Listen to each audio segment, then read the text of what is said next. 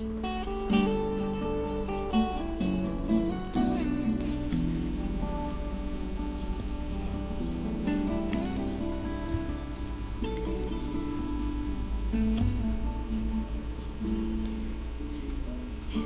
is Mayel once again, and I want to share something about love. Sana ako na lang. Sana ako naman.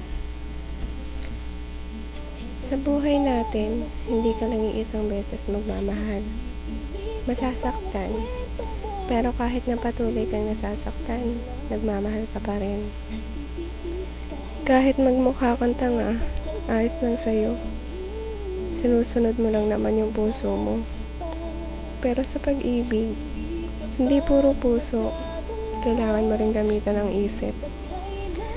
Pero kailan ba nanalo ang isip laban sa puso? Para sa mga taong martir. Oo nga, hawak mo oras niya. Pero ang puso niya, hawak mo rin ba? Kahit nakasama mo siya, iba pa rin ang iniisip niya. Love is unconditional. Daw. Daya naman nun. Yung walang hinihintay na kapalit. Kahit walang siya. Kahit gaano katagal hihintayin mo pa rin siya. Umaasa ka na balang araw. Mamahalin ka rin niya. Na sana, ikaw na lang. Na sana, ikaw naman.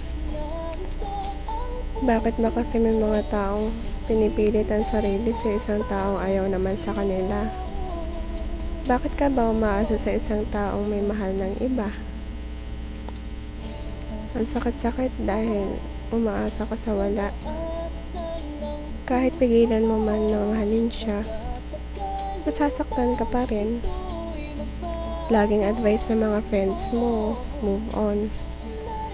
Gusto mo nang makalimot pero hindi nga madali eh.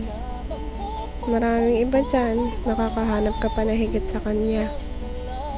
Maraming ang iba dyan, pero ang puso mo, siya pa rin ang laman. Lagi natin sinasabi kung saan ka masaya. Masaya na ako para sa'yo.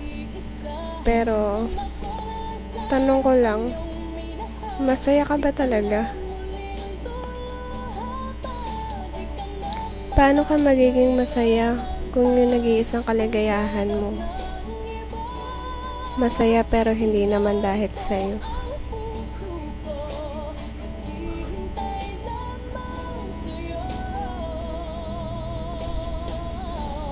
Kung ako na lang sana.